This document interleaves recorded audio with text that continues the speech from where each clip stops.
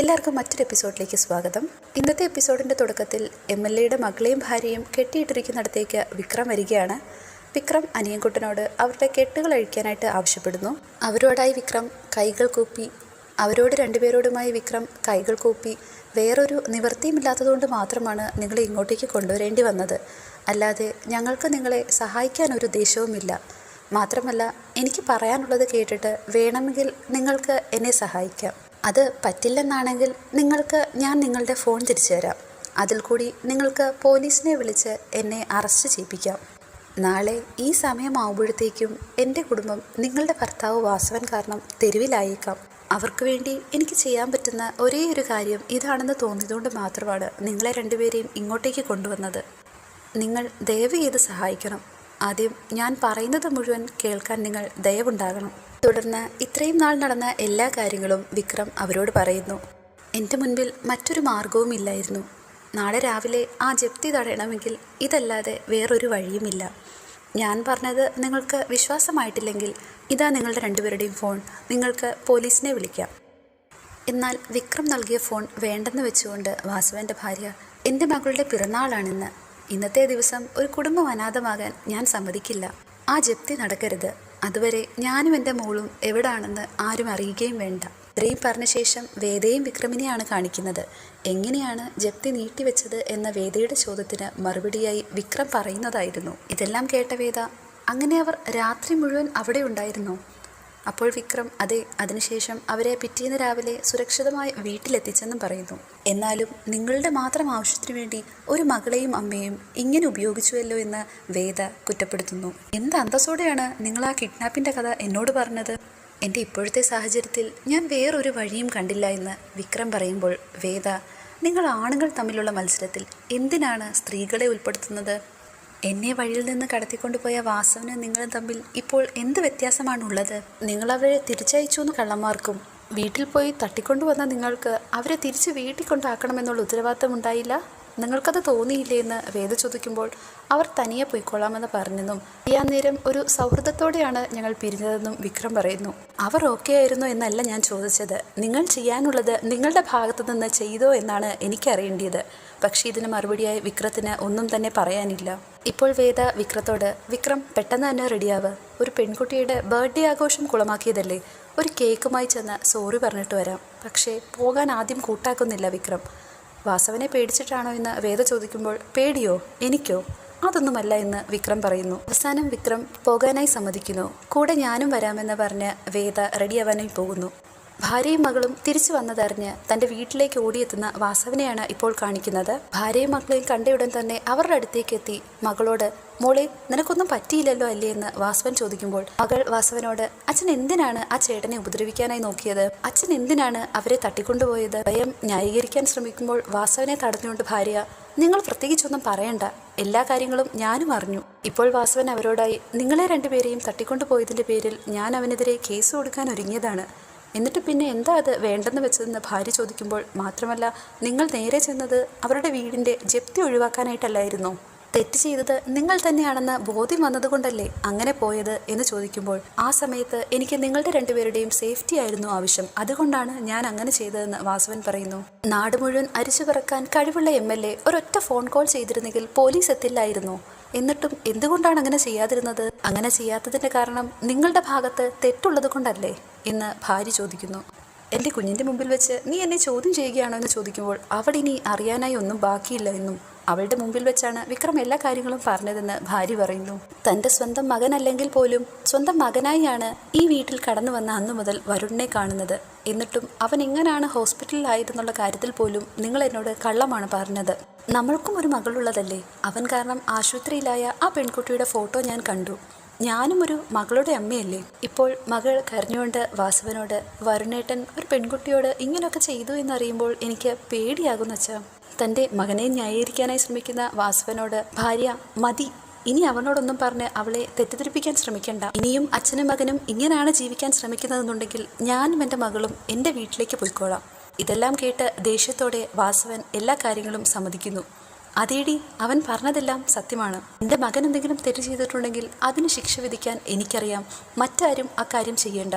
എൻ്റെ മകനോട് ഇങ്ങനെയൊക്കെ പെരുമാറിയ ഒരാളോട് എനിക്കും തിരിച്ച് ഇങ്ങനെയൊക്കെ ചെയ്യാനേ അറിയൂ. ഇത്രയും പറഞ്ഞ് വാസവൻ ദേഷ്യത്തോടെ വീട്ടിൽ നിന്നും ഇറങ്ങിപ്പോകുന്നു. അപ്പോഴേക്കും അങ്ങോട്ടേക്ക് ബൈക്കിൽ വരികയാണ് വേദയും വിക്രമും. അവരെ കണ്ടെങ്കിലും അവരുടെ അടുത്തേക്ക് ചെല്ലാൻ മടിക്കുകയാണ് വാസവൻ. അങ്ങനെ വാസവന്റെ കാറ് അവിടെ നിന്നും കടന്നു പോകുന്നു. വീട്ടിലേക്ക് വന്നു കയറുന്ന വേദയും വിക്രത്തിനെയും തടയാനൊരുങ്ങുകയാണ് വാസവന്റെ ഗുണ്ടകൾ. എന്നാൽ അവരെ രണ്ടുപേരെയും വീടിനകത്തേക്ക് കടത്തിവിടുന്നു.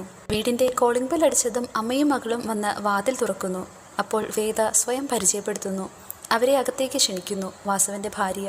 ഇതെല്ലാം കണ്ട് അമ്പരപ്പോടെ നിൽക്കുകയാണ് വാസവന്റെ ഗുണ്ടകൾ. അവരോട് രണ്ടുപേരോടുമായി വാസവന്റെ ഭാര്യ ഇന്ന് അവളുടെ കൂട്ടുകാരികളെയെല്ലാം ഇങ്ങോട്ടേക്ക് ക്ഷണിച്ചതായിരുന്നു. പക്ഷേ ഒന്നും വേണ്ടെന്ന് പിന്നീട് വിളിച്ച് അവരോട് പറഞ്ഞു. അപ്പോൾ വേദ അതിൻ്റെ ഒന്നും ആവശ്യമില്ല, പിറന്നാളായിട്ട് ഒരു കേക്കെങ്കിലും കട്ട് ചെയ്യണ്ടേ. വേദ അവർക്ക് നേരെ കേക്ക് നീട്ടുന്നു. അമ്മയുടെ സമ്മതത്തോട് തന്നെ വിനിമോൾ ആ കേക്ക് മേടിക്കുന്നു. അന്നേരം വിക്രം ക്ഷമ ചോദിക്കുന്നു. മോളുടെ പിറന്നാള് ഇങ്ങനെ ആക്കിയതിൽ ചേട്ടനോട് ദേഷ്യമുണ്ടെന്നറിയാം, എന്നോട് ക്ഷമിക്കണം കേട്ടോ. വാസവന്റെ ഭാര്യയോടും വിക്രം മാപ്പ് ചോദിക്കുന്നു. ഇവിടെ നിന്ന് പിടിച്ചുകൊണ്ടുപോയ സ്ഥിതിക്ക് ഞാൻ ഇവിടെ കൊണ്ട് തിരിച്ചാക്കേണ്ടതായിരുന്നു. പക്ഷേ അന്നേരത്തെ സ്ഥിതിക്ക് എനിക്കതിനൊന്നും കഴിഞ്ഞില്ല. അതുകൊണ്ട് തന്നെ ഞാൻ ചെയ്തതെല്ലാം തെറ്റാണെന്നറിയാം, എന്നോട് പൊറുക്കണം. ഇങ്ങനെയൊക്കെ സംഭവിക്കുമെന്ന് ആരും വിചാരിച്ചതല്ല ചേച്ചിയെന്ന് വേദ.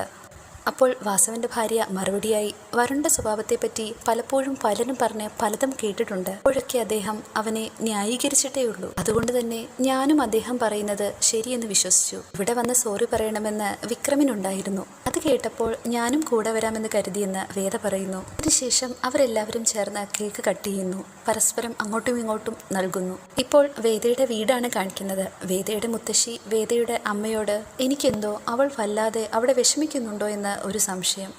അഥവാ അങ്ങനെയുണ്ടെങ്കിൽ അവൾ ഇങ്ങോട്ടേക്ക് തന്നെ തിരിച്ചെത്തുമല്ലോ എന്ന് അമ്മ പറയുന്നു. നീ എന്താണ് പറയുന്നതെന്ന് മുത്തശ്ശി ചോദിക്കുമ്പോൾ അമ്മയോട് ഞാനെന്ന് പറഞ്ഞില്ലേ, അവളെ കമല തന്നെ ഇവിടെ തിരിച്ചെത്തിക്കും. നീ അപ്പോൾ കമലയെ കണ്ട് സംസാരിച്ചിരുന്നു എന്ന് ചോദിക്കുമ്പോൾ അതെ, ഞാൻ കണ്ടിരുന്നുവെന്നും അത് കമല സമ്മതിച്ചു എന്നും പറയുന്നു. കമലയോട് അങ്ങനെ പറഞ്ഞെങ്കിലും അവൾ അവിടെ നിന്ന് പോരുമെന്ന് നിനക്ക് തോന്നുന്നുണ്ടോ എന്ന് മുത്തശ്ശി ചോദിക്കുമ്പോൾ അവരും ആ വീട്ടുകാരും അവൾക്ക് വേണ്ടുന്നതല്ല എന്നുള്ളൊരു തോന്നലുണ്ടാക്കി അവളെ അവിടെ നിന്ന് പറഞ്ഞു വിടാനാണ് ഞാൻ പറഞ്ഞതെന്ന് പറയുന്നു. ഇതെല്ലാം കേട്ട് ആകെ വിഷമത്തിലാണ് മുത്തശ്ശി. അതുകൊണ്ട് തന്നെ അമ്മ നോക്കിക്കോളൂ, അധികം വയ്യാതെ അവൾ ഇവിടെ തന്നെ തിരിച്ചെത്തും. ഈ സമയം വേദയുടെ ഫോണിലേക്ക് വിളിക്കുകയാണ് മുത്തശ്ശി. ഫോൺ എടുത്ത ഉടൻ തന്നെ മോളെ നിനക്കിപ്പോൾ സുഖമല്ലേ എന്ന് ചോദിക്കുമ്പോൾ എനിക്കിവിടെ എന്തിൻ്റെ കുറവാണ് മുത്തശ്ശി എന്ന് ചോദിക്കുമ്പോൾ അതല്ല, പഴയതുപോലെ അല്ലല്ലോ ഇപ്പോൾ, അതുകൊണ്ടാണ് ഞാനങ്ങനെ ചോദിച്ചത് എന്ന് മുത്തശ്ശി പറയുന്നു. ഇവിടെ പ്രത്യേകിച്ച് വ്യത്യാസമൊന്നുമില്ലെന്നും ഇവിടെ എല്ലാം പഴയതുപോലെ തന്നെയാണെന്നും വേദ പറയുന്നു. ഈ ഫോൺ കോൾ കേട്ടുകൊണ്ട് നിൽക്കുകയാണ് വിക്രമിന്റെ അമ്മ കമല. കമലയും നിന്നോടിപ്പോൾ എങ്ങനെയാണെന്ന് ചോദിക്കുമ്പോൾ അമ്മയ്ക്കും എന്നോടുള്ള പെരുമാറ്റത്തിൽ ഒരു മാറ്റവുമില്ല എന്ന് വേദ പറയുന്നു. ഇത് കേട്ട് ഞെട്ടി നിൽക്കുകയാണ് കമല. MLAയുടെ ആളുകൾ പിടിച്ചുകൊണ്ടുപോയ സംഭവം ഉണ്ടായതിനു ശേഷം അമ്മയ്ക്ക് തന്നോടുള്ള സ്നേഹം കൂടിയിട്ടേ ഉള്ളൂ എന്ന് വേദ പറയുന്നു. മാത്രമല്ല ഇനി എവിടേക്കെങ്കിലും പോകുമ്പോൾ അമ്മയില്ലാതെ പോകരുതെന്നാണ് പറഞ്ഞേക്കുന്നത്. എന്നാൽ താൻ ഫോൺ വെക്കട്ടെ മുത്തശ്ശി, അമ്മയോട് അന്വേഷണം പറയണേ എന്ന് പറഞ്ഞ് വേദ ഫോൺ കട്ട് ചെയ്യുന്നു. ഇതെല്ലാം കണ്ണീരോടെ കേട്ടുകൊണ്ട് നിൽക്കുകയാണ് കമല. ഫോൺ കട്ട് ചെയ്തതിനു ശേഷം ഇന്നത്തെ അമ്മയ്ക്ക് തന്നോടുള്ള പെരുമാറ്റത്തിന്റെ മാറ്റത്തിന്റെ കാരണം അമ്മയും മുത്തശ്ശിയുമാണോ എന്ന് വേദ ആലോചിക്കുന്നു. വേദയുടെ സംഭാഷണമെല്ലാം കേട്ടതിനു ശേഷം തങ്ങളുടെ മുറിയിൽ പോയി കരഞ്ഞുകൊണ്ടിരിക്കുകയാണ് കമല. അപ്പോൾ ശ്രീകാര്യം ശ്രീനിവാസിന്റെ വീട്ടിലേക്ക് വരികയാണ് വിക്രം. വിക്രത്തിനെ കണ്ടയുടൻ തന്നെ ശ്രീകാര്യം ശ്രീനിവാസ് ഭാര്യയോട് എന്തോ എടുക്കാനായി ആവശ്യപ്പെടുന്നു. നീ ജയിച്ചു വന്നതല്ലേ, അതുകൊണ്ട് മധുരം കഴിക്കുകയെന്ന് പറഞ്ഞ് ലഡു നീട്ടുന്നു. ഈ സമയം ശ്രീനിവാസൻ വിക്രത്തിനോടായി പറയുന്നു, ആ വാസവൻ എന്നെ വിളിച്ചിരുന്നു, അയാളുടെ ഭാര്യയും മകളെയും തട്ടിക്കൊണ്ടു പോയതിൻ്റെ പിന്നിൽ ഞാനുണ്ടോ എന്നറിയാൻ. അപ്പോൾ ഞാൻ പറഞ്ഞു അവനെപ്പോലുള്ള ഒരാൾക്ക് അതിൻ്റെയൊന്നും ആവശ്യമില്ല. ഇത് കേട്ട വിക്രം പക്ഷേ സാറുണ്ട് പിന്നിൽ എന്നുള്ളൊരു ധൈര്യത്തിലാണ് ഞാനിതെല്ലാം ചെയ്തത്. അപ്പോൾ വിക്രത്തിൻ്റെ സുഹൃത്ത് പറയുന്നു, എന്തായാലും അയാളുടെ ഭാര്യയ്ക്കും മകൾക്കും വിക്രത്തിനെ വലിയ മതിപ്പായിട്ടുണ്ട്. ഇത്രയും നല്ലൊരാളാണ് തങ്ങളെ തട്ടിക്കൊണ്ടു പോയതെന്ന് അവരറിഞ്ഞില്ലല്ലോ. വേറൊരു നിവൃത്തിയുമില്ലാത്തത് കൊണ്ടാണ് ഞാനങ്ങനെ ചെയ്തതെന്ന് ശ്രീനിവാസനോട് വിക്രം പറയുന്നു. താൻ ചെയ്തത് തെറ്റാണെന്ന് പറഞ്ഞ് വേദ എന്നെ കൂട്ടി അവിടെ പോയി സോറി പറയിച്ചു. അത് ഞാൻ അറിഞ്ഞുവെന്ന് ശ്രീനിവാസൻ പറയുന്നു. അതാണ് വാസവന് ഏറ്റവും വലിയ അടിയായത്. നീ ഒരിക്കലും പകൽ വെളിച്ചത്തിൽ വീട്ടിലേക്ക് കയറി ചെന്ന മകൾക്ക് പിറന്നാൾ സമ്മാനം കൊടുക്കുമെന്ന് അയാൾ ഒട്ടും വിചാരിച്ചില്ല. എല്ലാം കൂടിയായപ്പോൾ ഇനി എന്തായാലും അയാൾ വെറുതെ ഇരിക്കില്ല എന്ന് അവരെല്ലാവരും വിക്രത്തോട് പറയുന്നു. നിങ്ങൾ ഇപ്പോൾ ഈ ചെയ്തത് അയാളുടെ ഈഗോയുടെ പുറത്തുള്ള കനത്ത ഒരടിയായിരുന്നു, ഒട്ടും പ്രതീക്ഷിക്കാത്തതെന്ന് ശ്രീനിവാസൻ പറയുന്നു. ശ്രീനിയേട്ടൻ പ്രത്യേകിച്ച് ഒന്നും ചെയ്തില്ലെങ്കിലും ഇതെല്ലാം ഏട്ടൻ ചെയ്യിച്ചതാണെന്നാണ് ആ വാസവൻ കരുതിയിരിക്കുന്നതെന്ന് ശ്രീനിവാസന്റെ ഭാര്യ പറയുന്നു. അയാൾ അങ്ങനെ പറഞ്ഞു എന്ന് വിക്രം എടുത്തു ചോദിക്കുമ്പോൾ അത് പറയാൻ വേണ്ടിയാണ് അയാൾ എന്നെ ഫോൺ വിളിച്ചത്. ഒന്നിലും ഇടപെടാതെ മാറി നിന്നിട്ട് ഞാൻ നിന്നെ കൊണ്ട് ഇതെല്ലാം ചെയ്യിപ്പിക്കുകയാണ്. അതിന്റെ സാറ് ഇതൊന്നും അറിഞ്ഞിട്ട് കൂടിയില്ലല്ലോ എന്ന് വിക്രം ചോദിക്കുമ്പോൾ ഇത്രയും വലിയൊരു കാര്യം തനിയെ ചെയ്യാൻ നിന്നെ കൊണ്ടാവില്ലെന്ന് അയാൾ വിചാരിച്ചിട്ടുണ്ടാകും. അതിലും ഇതൊക്കെ നന്നായില്ലേ സാറേ? വിക്രത്തിന് നേരെ കളിക്കാൻ ഇനി അദ്ദേഹം ഒന്ന് മടിക്കുമല്ലോ എന്ന് സുഹൃത്തുക്കളിൽ ഒരാൾ പറയുമ്പോൾ ഇനിയാണ് സൂക്ഷിക്കേണ്ടത്. ഇനിയിപ്പോൾ അയാൾ എന്തും ചെയ്യാനായി തയ്യാറാകും. അതോടുകൂടി 212ാമത്തെ എപ്പിസോഡ് ഇവിടെ അവസാനിക്കുന്നു. Please like, share and subscribe.